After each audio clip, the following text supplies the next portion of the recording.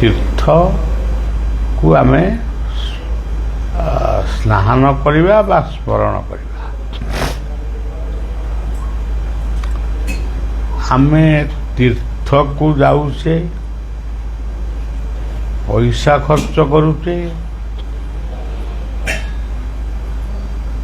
କେବଳ ପଇସା ଖର୍ଚ୍ଚ କରି ତୀର୍ଥ ସ୍ନାନ କରି ଆମେ ଫେରୁଛେ,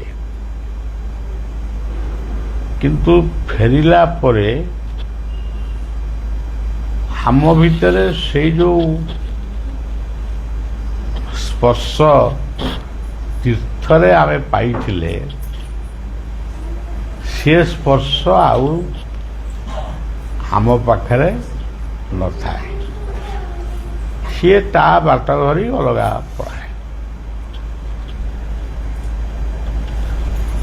ଆଉ ଯେଉଁ ତୀର୍ଥରେ ଆମେ ସ୍ନାନ କରୁ ସେ ତୀର୍ଥମାନେ ମଧ୍ୟ ଆମକୁ ଅପେକ୍ଷା କରିଛନ୍ତି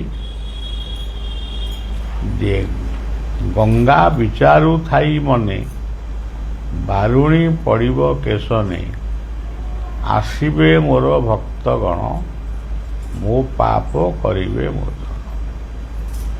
ତୀର୍ଥ ମଧ୍ୟ ଅପେକ୍ଷା କରିଛନ୍ତି ଆମେମାନେ ପବିତ୍ର ମନରେ,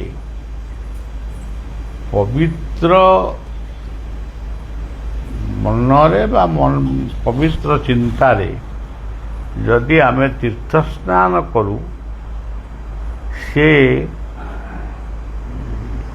ଆମ ଭିତରେ ଥିବା ଯେଉଁ କର୍ମଶ ବା ପାପ ବା ଯାହା ଅଛି ସେ ସବୁ ସେଇଠି ଚାଲିଯାଏ।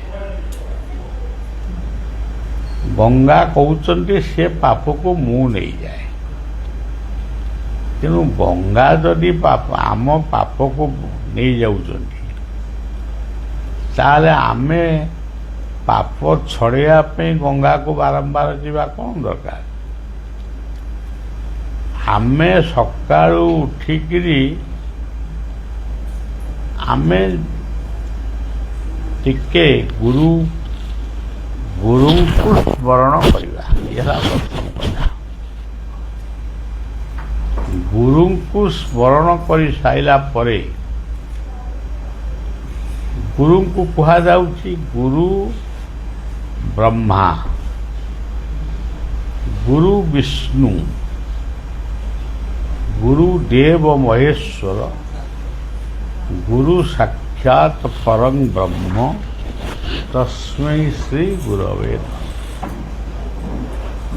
ଆର ମାନେଟି କ'ଣ?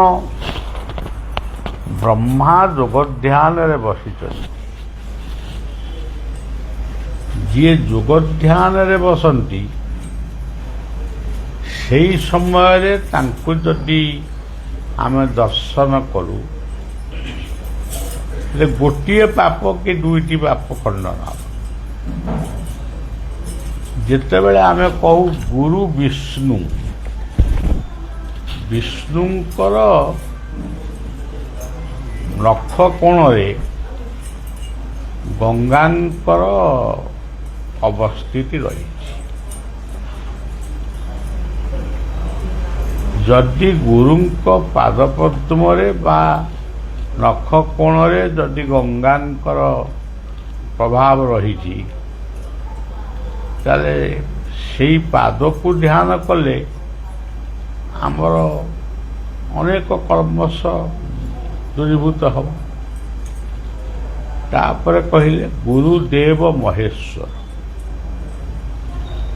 ଶିବଙ୍କର ଜଟା ଦେଇ ବା ତାଙ୍କର ଯେଉଁ ଜଟା ସେ ପିନ୍ଧିଛନ୍ତି ସେ ଜଟା ଦେଇ ପବିତ୍ର ଗଙ୍ଗା ପ୍ରବାହିତ ହେଉଛନ୍ତି। ତେଣୁ ଶିବଙ୍କୁ ଯଦି ଆମେ ମନ ଭିତରେ ସ୍ମରଣ କରିବା ତାହେଲେ ଆମେ ଗଙ୍ଗାରେ ସ୍ନାନ କଲା ଭଳି ବୋଧ କରିବା। ତାପରେ କହୁଛନ୍ତି ଗୁରୁ ସାକ୍ଷାତ ପରଂ ବ୍ରହ୍ମ, ସବୁ ଯାହାଙ୍କ ଠାରୁ ସୃଷ୍ଟି ହେଇଛି ସେଇ ହେଉଛନ୍ତି ପ୍ରକୃତରେ ଗୁରୁ। ସୂର୍ଯ୍ୟ ଚନ୍ଦ୍ର ତାରା ଗ୍ରହ ନକ୍ଷତ୍ର ଯୋଉଠୁ ସୃଷ୍ଟି ହେଇଛନ୍ତି ସେଇ ହେଉଛନ୍ତି ପରଂ ବ୍ରହ୍ମଙ୍କର ସ୍ଥାନ।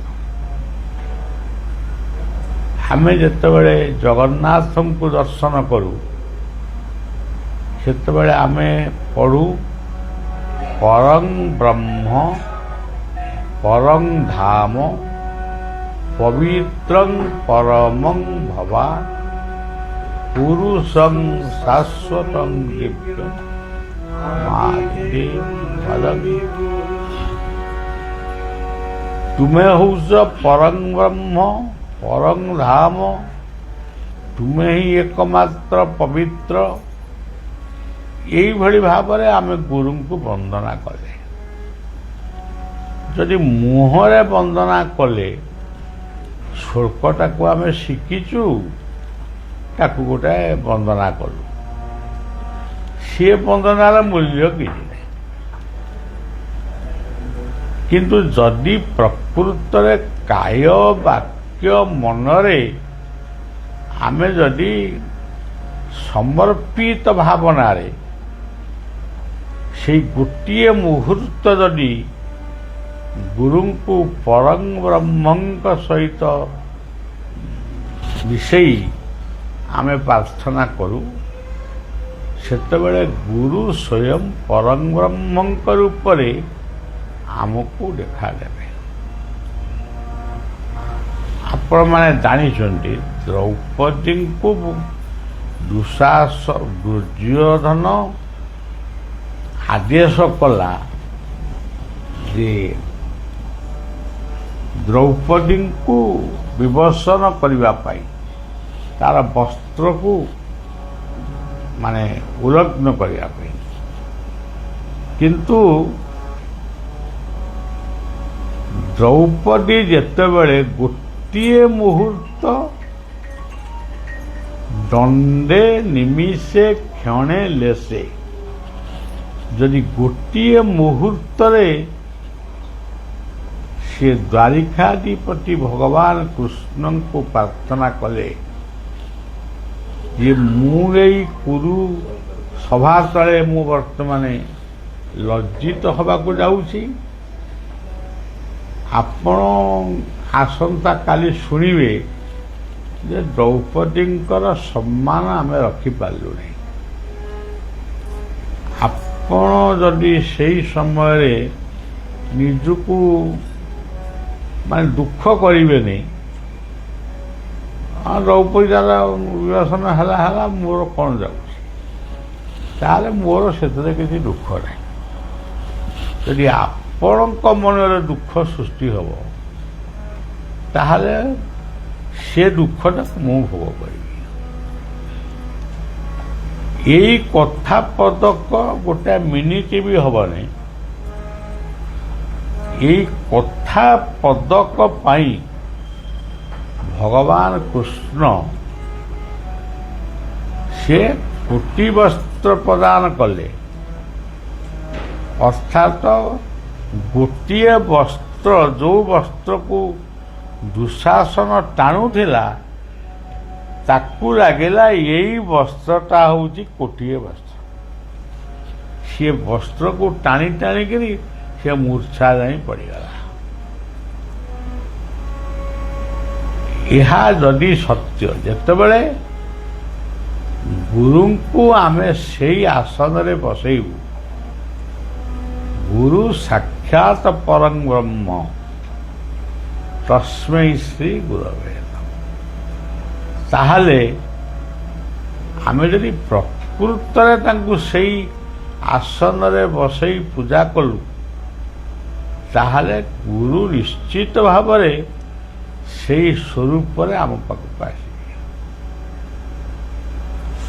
ଆମର ଯଦି ସେ ବିଶ୍ୱାସ ନାହିଁ, ଏଇ ଯେଉଁ ଆପଣମାନେ କୀର୍ତ୍ତନ ବର୍ତ୍ତମାନ ପଢ଼ୁଥିଲେ, गुरु के मानुष ज्ञान नामण कखन गुरु निंदा कबू करने ना कर सब। गुरु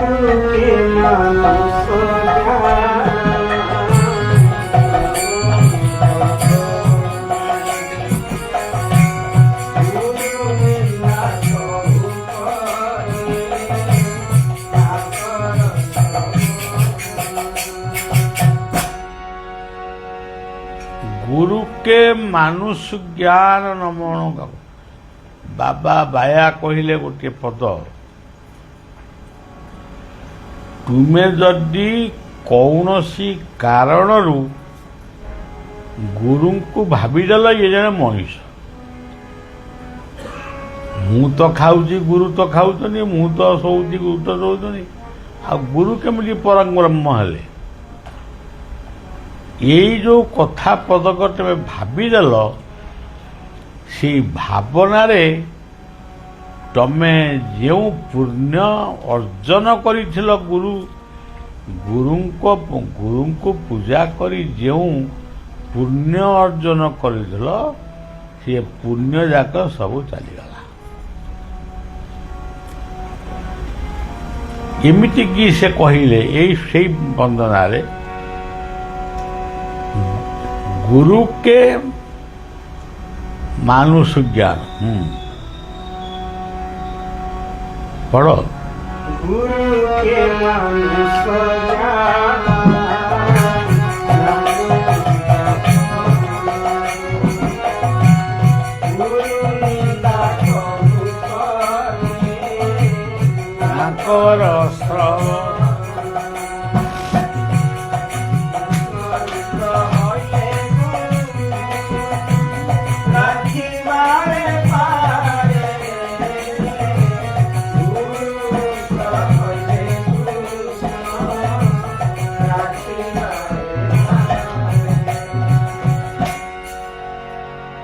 तुम्हें जदि गुरु को मनुष्य बोली भाविब ताले से मनुष्य ही जीवे जदि गुरु को ब्रह्मा विष्णु शिव रूप में पूजा करिवो ताले गुरु साक्षात परम ब्रह्म रूप में तुमको मध्य कृपा कृपा माने देवे एमती नहीं सब प्रकृत ही ये देवे एटी आलंकरिक कथा किछि नहीं एक बार परिष्कार कथा तेबे माँ हूची जीवनर प्रथम गुरु बापा होउचंती जीवनर सेई प्रथम गुरु जो पुरोहित ब्राह्मण आमको संस्कार कले सी होउचंती आउ जणे गुरु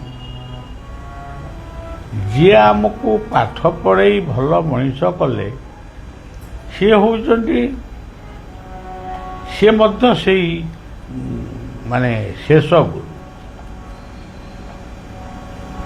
केते गुरुंकर संधान पाई साइला परे आमे एते इतस्तत कहीं होचे आमे गुरु तो एते रूप में पाइलु तेरे एते रूप में पाइबा परे भी आमे कहीं पुणी इतस्तत होचु जड़े गीता सबुदिन पढ़ती गोटे सत कथा मु कहूँ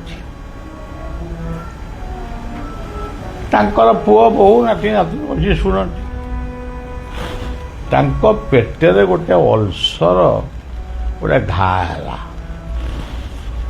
पेटटी कामुड़िला ताकू नहीं डाक्तरखाना रे माने टेस्ट कले कहले आपण पेटेरे गोटे घा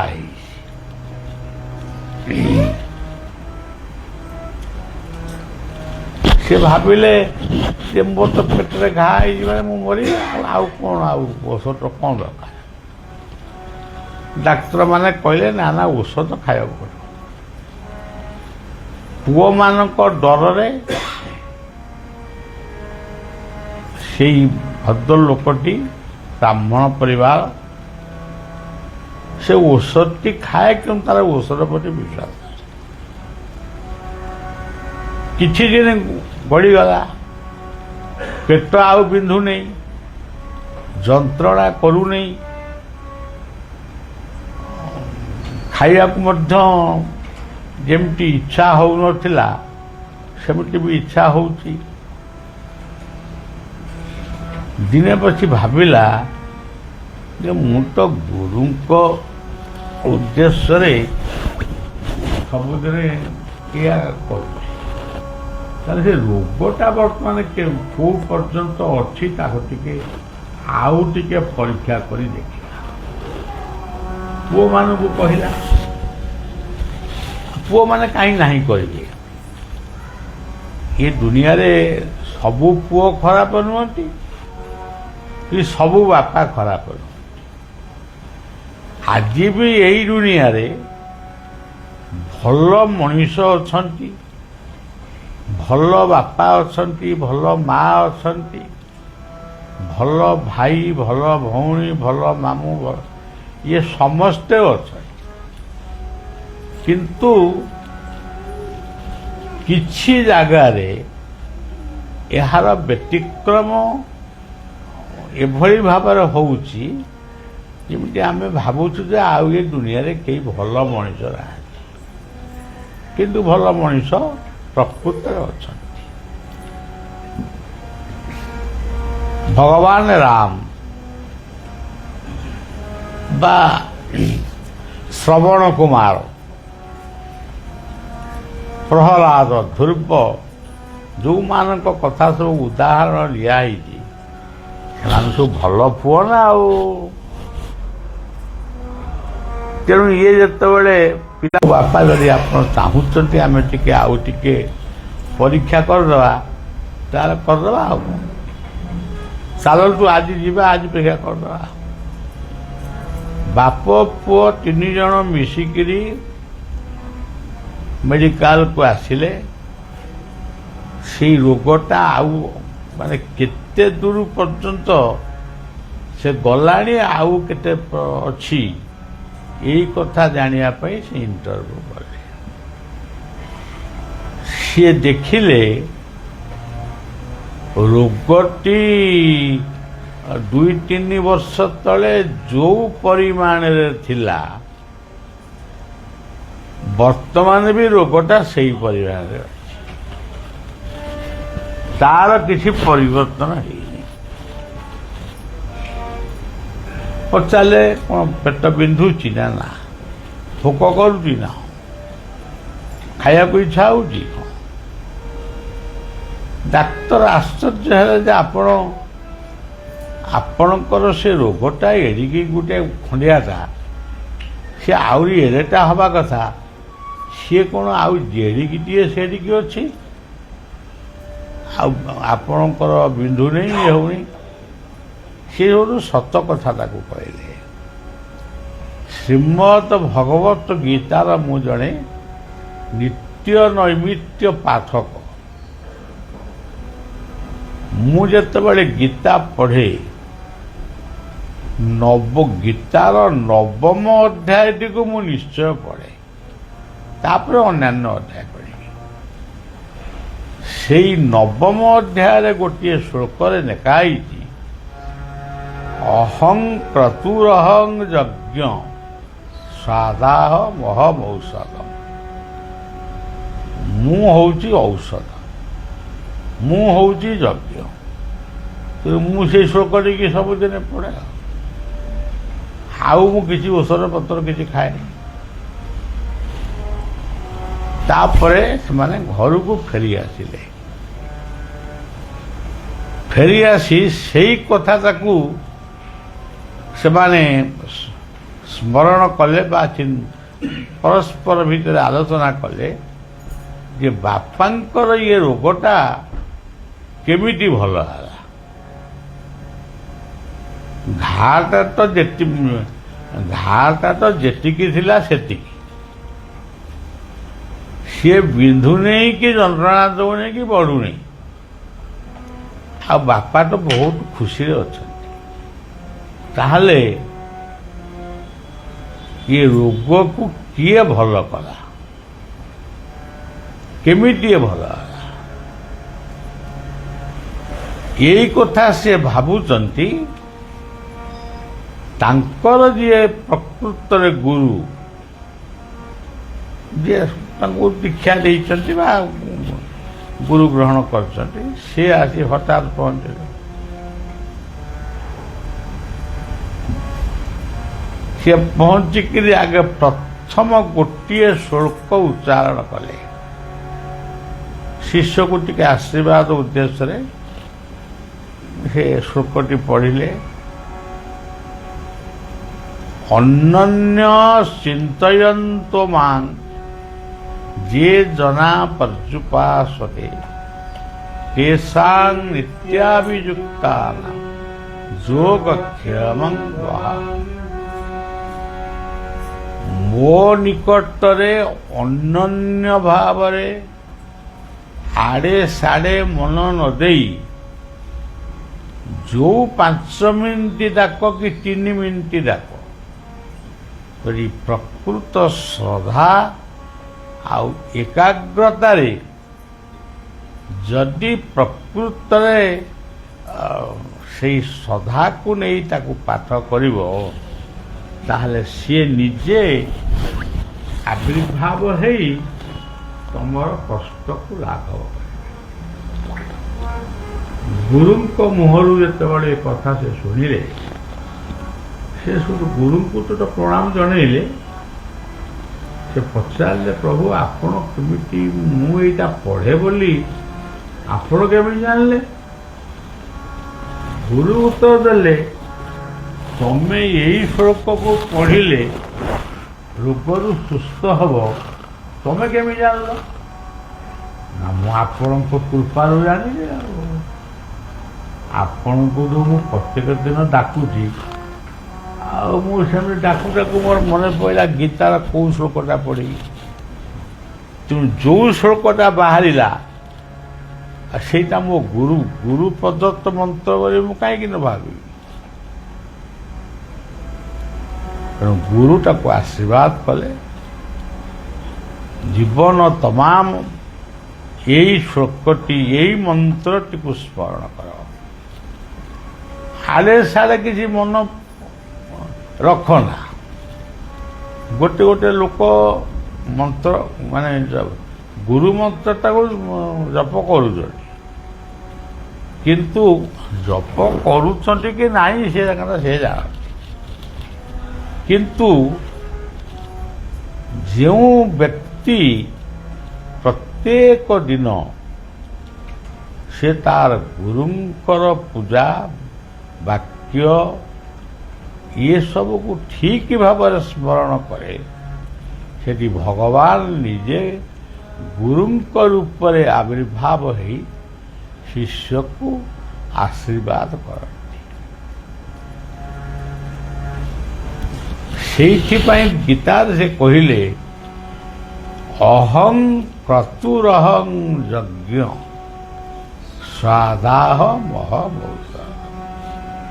ଆମେ ବର୍ତ୍ତମାନ ଭାତ ଖାଇବା କିମ୍ବା ରୁଟି ଖାଇବା, ଏଇ ଯୋଉ ଖାଇବା, ଏଇଟାକୁ ଭାବନା ଯେ ଆମେ ଅମୁକ ଲୋକ ରୋଷେଇ କରିଦେଲା, ଅମୁକ ଲୋକ ଆମକୁ ବାଢ଼ି ଦେଲା, ଅମୁକ ଲୋକ ଆମେ ସବୁ ଏକାଠି ବସିକିରି ଖାଇଲୁ।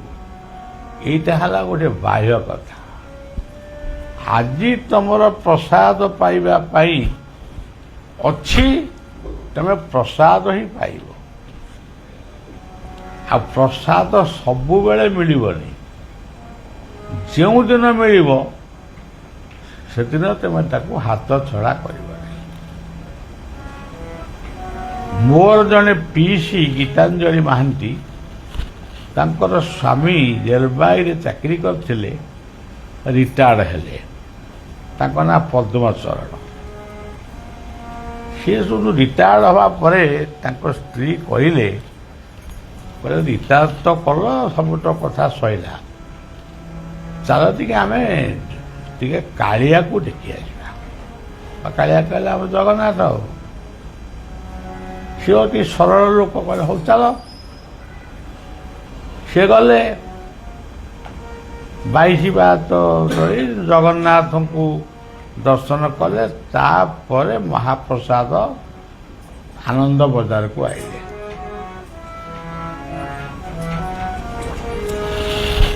ମହାପ୍ରସାଦକୁ ଆସିକିରି ଖୋଜୁଛନ୍ତି। ଆଉ ସେତେବେଳକୁ ମହାପ୍ରସାଦ ସବୁ ବନ୍ଦ ହେଲାଣି। ସବୁ ପ୍ରସାଦ ବନ୍ଦ ହେଇଗଲା, ଆମେ ଖାଇବା କ'ଣ? ଆଉ ନହେଲେ ବାଟରେ ଜଳଖିଆ ଖାଇଦେବା। ଆଉ ଇଏ ଗୋଟିଏ କି ଦୁଇଟି ପାହାଚ ମାନେ ଓହ୍ଲେଇଛନ୍ତି। ଜଣେ କେହି ଡାକୁଛି, ତା ନାଁ ଧରିକି ଡାକୁଛି ଯେ ତମେ ଫେରି ଆସ, କୁଆଡ଼େ ଆଇଥିଲ, କୁଆଡ଼େ ଯାଉଛ, ପଳେଇ ଆସ, ଶୁଣ ଭାଇରେ କୁଆଡ଼େ ଆଇଥିଲ? ପୁରୀ।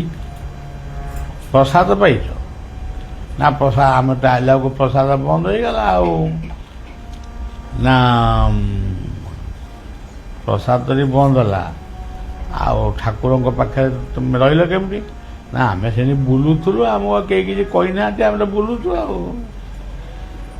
ହଉ, ମୁଁ ଗୋଟିଏ ପ୍ରସାଦ ରଖିଛି, ମୋ ଘରକୁ ନେବା ପାଇଁ ରଖିଛି। ତୁମେ ଇଏ ପ୍ରସାଦଟା ନେଇକିରି ତମେ ସ୍ୱାମୀ ସ୍ତ୍ରୀ ଖାଇବ, ଘରକୁ ନେଇଯିବ। ସିଏ ଗୋଟେ ଏଡ଼େ ବଡ଼ ଟୋକେଇଟା। ସିଏ ପ୍ରସାଦଟିକୁ ମାନେ କିଏ ଦେଲା, କାହିଁକି ଦେଲା, କିପରି ଦେଲା, ଏମିତି ରିସର୍ଚ୍ଚ କରିକିରି ତାକୁ 2 ଜଣ ତାକୁ ଉଠଉଛନ୍ତି। ତାପରେ ସେ ଲୋକକୁ ଖୋଜିଲେ କେତେ ପଇସା ସେ ନେବ। ଏଡ଼େ ବଡ଼ ପ୍ରସାଦଟା ସିଏ ହୁଏତ 500 କି 1000 କି କ'ଣ ନେବ। କିନ୍ତୁ ସେ ଦେଖିଲେ ସେ ଲୋକ ଆଉ କେହି ନାହାନ୍ତି। ସିଏ ଆନନ୍ଦ ବଜାର ଠାରୁ କଳ୍ପବଟ ପର୍ଯ୍ୟନ୍ତ ବୁଲିକି ଦେଖିଲେ ସିଏ ଲୋକଟି କୁଆଡ଼େ ଗଲା। ଏଇ ଯେଉଁ କଥାଟାକୁ ସେ ଦେଖିଲେ, ଲୋକ ନାହାନ୍ତି, ମହାପ୍ରସାଦ ସେ ଧରିଛନ୍ତି, ପଇସା ନେଇନାହାନ୍ତି, ଆମେ ଇଏ ମହାପ୍ରସାଦ ପାଇବୁ, ଆକୁ ସେଇ କାଳିଆ ପଠେଇଛି। ତେଣୁ ଏଥିରୁ କ'ଣ ଆମେ ବୁଝିଲେ? ଆମେ କ'ଣ ବୁଝିଲେ ଜଗନ୍ନାଥ ଗୋଟେ ଦାରୁ ବ୍ରହ୍ମ, ନିମ୍ବ କାଠରେ ତିଆରି। ଏଇଟା କୁଆଡ଼େ ଗୋଟେ ଗଲା, କୁଆଡ଼େ ଏଇଠି ଗୋଟିଏ ଅଛି ରାମଙ୍କର ମୂର୍ତ୍ତି। ଇଏ ହେଉଛନ୍ତି ରାମ। ଆକୁ କୋଉ ବଣିଆ କିଏ ତୈରି କରିଛି? ସେଇ ପିଇସି ମା ସିଏ ଯେତେବେଳେ ବେଢ଼ା ମହାପ୍ରସାଦ ପାଇ ଖୁସି ହେଇଗଲା, ଯେ ବେଢ଼ା ବୁଲି ହେଲା। ବେଢ଼ା ଭିତରେ କୋଉଠି ଶିବ କାଳେ ଅଛନ୍ତି, ମୁଁ ବି ଆଜି ପର୍ଯ୍ୟନ୍ତ ଦେଖିନି। ସେଇ ଶିବ ତା ନା ଅଗ୍ନିଶ୍ୱର ନା କ'ଣ, ସେ ଶିବ ଡାକୁଛନ୍ତି ଗୋଟେ ମଣିଷ ରୂପରେ, ଏ ମା କୁଆଡ଼େ ଆଇଥିଲୁ? ନା ଦର୍ଶନ। ନା ଆସୁରୁ, ଏଠି ବା ଶିବ ଅଛନ୍ତି। ସେ ଯୋଉଠୁ ଗଲା, ମୁଣ୍ଡିଆଟିଏ ମାରିଲା। ମୁଣ୍ଡିଆ ମାରି ସାରିଲା ପରେ ଏଇ ଶିବଙ୍କୁ ସେ ତାକୁ ଦେଲା, କହିଲେ ଏଇଟା ଦେହରେ ସବୁବେଳେ ରଖିବୁ ଏବଂ କେତେବେଳେ କାଢ଼ିବୁନି କି ଫୋପାଡ଼ିବୁନି। ଆଉ ମୁଁ କାହିଁ କାଢ଼ିବି?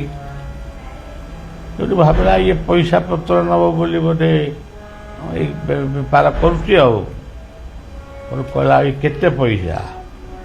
ତାକୁ ଅନେଇଲା ଗାରେଇକି, କେତେ ପଇସା ତୋ ପାଖରେ ଅଛି, ତୁ ମୋତେ ଦେବୁ? ଗୋଟିଏ ପଇସା ବି ମୁଁ ନେବିନି, କେବଳ ତୁ ଏଇଟାକୁ ବେକରେ ପକେଇବୁ, ଏତିକି ପାଇଁ ଦେବି। ନା ଆଉ କେବେ ଭେଟ ହବ? ନା ଭେଟ ହେଇପାରେ, ତୁ ଆଜି ଘରକୁ ଯା। ସିଏ ଆଉ ଭେଟ ହେଇନି।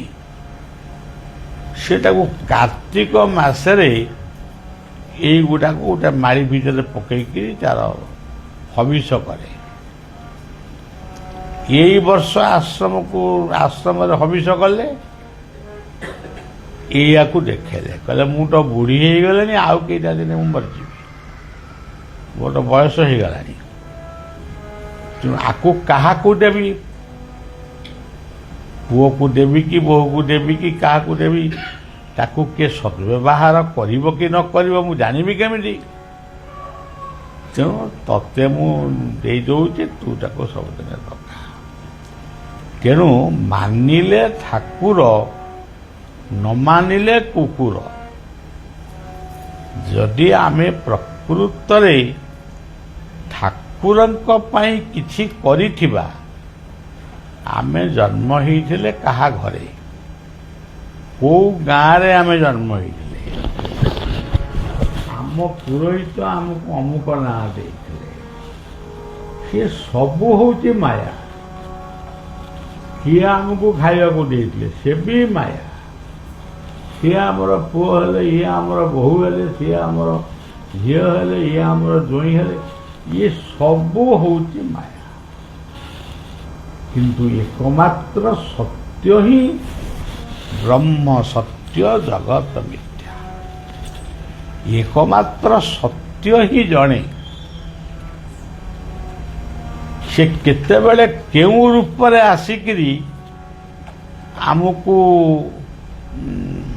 କ'ଣ ଦେଇକିରି ଯିବେ, ସେ କଥାଟା ଆମେ ବି କହିପାରିବାନି। ତେଣୁ ଗୁରୁଙ୍କର ସ୍ୱରୂପ ହେଉଛି ଦେଖି ନାହିଁ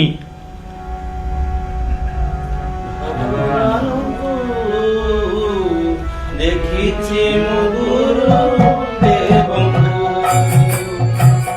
ଦେଖିଲାଣି ଭଗବାନଙ୍କୁ, ଦେଖିଛି ମୁଁ ଗୁରୁ ଦେବଙ୍କୁ। ତାଙ୍କ ଦର୍ଶନ ମୋ ପାଇଁ ଉତ୍ତମ, ତାଙ୍କ ଦର୍ଶନ ମୋ ପାଇଁ ଉତ୍ତମ, ତାଙ୍କ ନାମେ ମୁଁ ହୋଇଛି ବିନାଶ।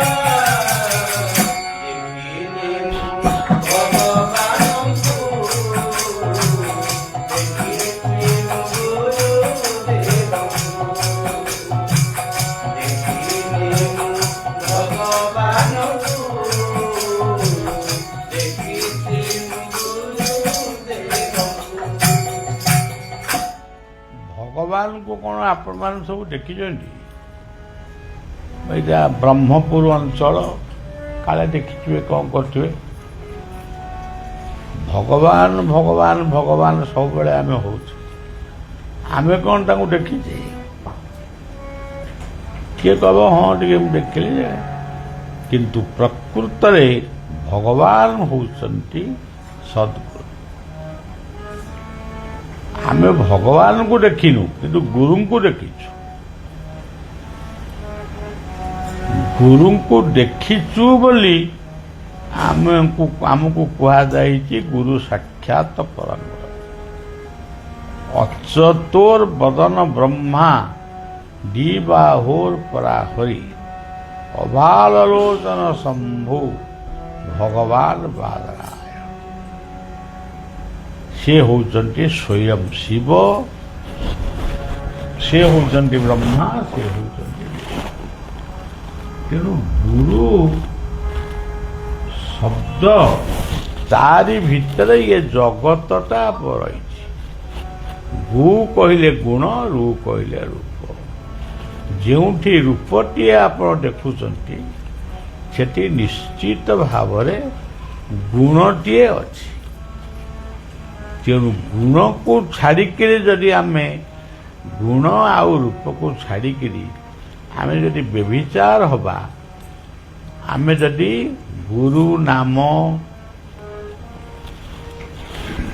ବିଶ୍ୱାସ କରିବାନି କି ପଢ଼ିବାନି, ଯିଏ ଗୁରୁ ପୂଜା କରିବନି, ଗୁରୁଙ୍କୁ ଯିଏ ସ୍ମରଣ କରିବନି, ଗୁରୁଙ୍କର ଆଦେଶକୁ ଯିଏ ସାମାନ୍ୟତମ ପାଳନ କରିବ ନାହିଁ ତାର ପରିଣାମ କ'ଣ ହେବ? ତା ପରିଣାମ କ'ଣ ରୋଗ ହେବ? ସେ ଅମୁକ ଏସବୁ ନୁହେଁ। ଗୁରୁ ଏସବୁ ଦିଅନ୍ତିନି। ଗୁରୁ ତମକୁ କ'ଣ ଗୋଟେ ଅଭିଶାପ ଦେବେ। ଯିଏ ପ୍ରକୃତରେ ଗୁରୁ ସେ କାହାକୁ ଅଭିଶାପ ଦିଅନ୍ତିନି। କିନ୍ତୁ କ'ଣ ସେ ଦେବେ ତମକୁ ଗୋଟିଏ ଭଲ ଜିନିଷ ଦେବେ। ଜନ୍ମ ଜନ୍ମ ଧରି ତୁମେ ତାଙ୍କୁ ଗୁରୁ ରୂପରେ ହିଁ ପାଇବ। ସିଏ ତମକୁ ଜନ୍ମ ଜନ୍ମ ଧରି ତମର ଯେଉଁ ବାଟ ତୁମେ ହୁଡ଼ି ଯାଉଛ ସେ ବାଟ ହୁଡ଼ାଟାକୁ ସେ ବନ୍ଦ କରେ। ବାବୁ ଏଇ ବାଟରେ ଯାଅ ନା ଏଇ ବାଟରେ ଯାଅ। ଆମର ସବୁ ଲୋକମାନଙ୍କର ଗୋଟେ ଅଛି ସବୁ ମାନେ ଠାକୁର ଘରେ ପୁଳାଏ ଖଣ୍ଡେ ଠାକୁର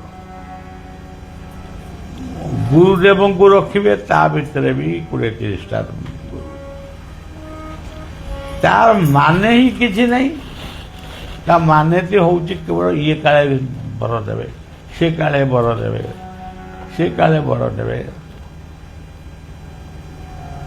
ଏଇଠି ଆପଣଙ୍କର ଭଗବତୀଙ୍କ ପାଖରେ ଯେତେବେଳେ ଆମର 2 ବର୍ଷ ନା 3 ବର୍ଷ ତଳେ ଗୋଟେ କାର୍ଯ୍ୟକ୍ରମ ଆମେ କରିଥିଲୁ, ମୁଁ ସେସବୁ କଥା କେଉଁଠି କିଛି ମନରେ ମୋର ଅହଙ୍କାର ମୁଁ କେବେ ବି ରଖେ ନାହିଁ। କେବେ ମଧ୍ୟ ମୁଁ କିଛି ମାଗେନି। ମୋର କିଛି ମାଗିବା ଦରକାର ନାହିଁ। ମୁଁ ଭାବେ ମୁଁ ଯାହା ତ ମାଗିବା କଥା ଜଣକୁ ମାଗିଛି, ଏତେ ଲୋକଙ୍କୁ କ'ଣ ମାଗିବି? ମୁଁ ଦର୍ଶନ କରେ। ଯଜ୍ଞର ଆୟୋଜନ ଚାଲିଛି। ଏଇସବୁ ବାବୁମାନେ ଯିଏ ବସିଛନ୍ତି ଏମାନେ ସବୁ ଲାଗିଛନ୍ତି। ଏଇ ଆମର ସଞ୍ଜୟ ଭାଇ ଯିଏ ବସିଛନ୍ତି ସେ ସ୍ୱପ୍ନରେ ଦେଖୁଛନ୍ତି 2 ଜଣ ସ୍ତ୍ରୀ ଲୋକ, ସଧବା ସ୍ତ୍ରୀ ଲୋକ ସେ ଗେଟ୍ ପାଖରେ ବସିଛନ୍ତି। ସେ ବସିକିରି କ'ଣ କହୁଛନ୍ତି? ବାବା ଯେଉଁ କାମଟା କଲେ ବହୁତ ବଢ଼ିଆ କାମ କଲେ। ମାନେ କି ସେ ବାବାଙ୍କୁ ଦେଖିଛନ୍ତି, ସେ ଦେଖିଥିବେ ଆଉ ଦେଖିନାହାନ୍ତି, ଦେଖିଥିବେ। ବାବା ଯେଉଁ କାମଟା ଏଠି କଲେ ଇଏ କାମଟା ବହୁତ ଭଲ କାମ। ଏତିକି କଥା ଯେତେବେଳେ ମୁଁ ଶୁଣିଲି ମୁଁ ତାହେଲେ ଏଇଠି ବହୁତ କାମ ହେବ ଆଉ ତାର ଇଚ୍ଛା ଅଛି ସେ ହେବ। ତେଣୁ ଆପଣମାନେ ତ ନିଜେ ସବୁ ଉପଭୋଗ କରିବେ। କେଉଁ କାମଟା ସେଠି ଗୋଟେ ବିରଜା କ'ଣ ହଁ ଏଇ ଯେଉଁ ହେଲା ଭଗବତ ଏ କାର୍ଯ୍ୟ କେଉଁଠି କିଛି କ'ଣ କେଉଁଠି ଅସୁବିଧା ହେଇଛି? କିଏ କେଉଁଠି ମାଡ଼ଗୋଳ କରୁଛନ୍ତି ନା କିଏ କେଉଁଠି ଖାଇଛନ୍ତି ନା ପିଇଛନ୍ତି? ସବୁ ଆନନ୍ଦରେ ହେଇକି ଚାଲିଗଲା। ତେଣୁ ସେଇ ସମର୍ପିତ ଭାବନାରେ ମଣିଷ ଜୀବନ କେତେଟି ଦିନ, ଯେତିକିଟି ଦିନ ପାଇଁ ଆମେ ପୃଥିବୀକି ଆସିଛୁ ତାରି ଭିତରୁ ଗଲାଣି କେତେ ଦିନ ତାକୁ ଗୋଟେ ହିସାବ କର। ଧର ମୁଁ 50 ବର୍ଷ ପାଇଁ ଆଇଛି, ମୋର ଗଲାଣି 25 ବର୍ଷ, ତାହେଲେ ଆଉ 25 ବର୍ଷ ମୁଁ ବଞ୍ଚିବି। ଯେଉଁ ଦୁନିଆ ଏଇଆ 50ରୁ 25 ଗଲା ଆଉ 25 ରହିଲା। ତେଣୁ ଆମେ ସେଥିପାଇଁ ତତ୍ପର ହେଇ ଭଲ କାମ କରିବା ନା ସେ 25 ବର୍ଷ ତଳେ ଯାହା କରୁଥିଲେ ଓଇଖା ସେ ଆଉ କରିବା? ଉଣା ହେଉଛି ଦିନୁ ଦିନ ଆୟୁଷ, ଆଉ ଏଣିକି ଅଛି କେତେ ବୟସ, ଉଦ୍ଧାର ହେବୁ ଯେବେ ଭବ ସାଗରୁ, ଉପାୟ କରି ଭଜ ଏବେ ଶ୍ରୀଗୁରୁ। ଭୀମ ଭୋଇ କହିଲେ ଭଜରେ ଶ୍ରୀଗୁରୁ ପାଦ ନକରି ହେଳା, ଅଣହେଳା କଲେ ଭବେ ବୁଡ଼ିବ ବେଳା। ତେଣୁ ଏଇସବୁ କଥା ଆପଣମାନେ ମନେ ରଖିବା ଉଚିତ। ସାଧୁ ସନ୍ଥ ମହାପୁରୁଷ ଏମାନଙ୍କୁ ଯେଉଁଠି ବି ଦେଖିବେ ଗୁରୁ ରୂପରେ ନମସ୍କାର କରିବେ ଏବଂ ସେଇ ଗୋଟେ ବନ୍ଦନା ଅଛି ଗୁରୁଙ୍କର ବନ୍ଦନାଟି ଗାଇଦେଲ ଜୟ ଜୟଣାକାର ଗୁରୁ ମୋର ନିୟ ପ୍ରଣାମ ଅଖଣ୍ଡ ମଣ୍ଡଳେ ବ୍ୟାପିତ ଚରାଚର ବ୍ରହ୍ମ ସାକାର ମୂରତି ଧରିତ ଭକ୍ତ ଉଦ୍ଧାରି ନିୟ ଶିଷ୍ୟ କରି ଭକ୍ତ ବୃନ୍ଦଙ୍କୁ କରା ମୁକ୍ତି କରାଅ ତୁମ୍ଭର ବଚନ ମୋହର ମନ୍ତ୍ର ପରାଟଇ ତୁମ୍ଭର ମୂରତି ମୋହର ପୂଜା କରିବା ପାଇଁ ଗୁରୁ ବ୍ରହ୍ମା ବିଷ୍ଣୁ ମହେଶ ଗୁରୁ ପ୍ରାଣ ରହିତ ହରେ ରାମ କୃଷ୍ଣ ମୂରତି ହରି ପାପ ପୁନାଶ ହେତୁ ମୋକେ ମନ୍ତେ ରହିବ ପ୍ରଭୁ ଗୁରୁ ହୋ ବ୍ରହ୍ମ ଯେ ପରିଶ୍ରଣେ ମୁଁ ନ ଛାଡ଼େ ମୋର ଗୁରୁଙ୍କ ନାମ ସେତିକି ମୋ ସେତିକି ସାଉ ସାଉ ମନରେ ରହି ନାମ କୃଷ୍ଣରେ ମୁଁ ନ ଛାଡ଼େ ଏହି ଆଜ୍ଞା ମାଗଇ ପାଗଳା ରାତିବ ପ୍ରତିଟି ଗୁରୁ ଦୃଷ୍ଟି ରଖିବ ପ୍ରାଣ ପ୍ରୟାଣର କାଳକୁ ମୋତେ ଚେତାଇ ଦେବ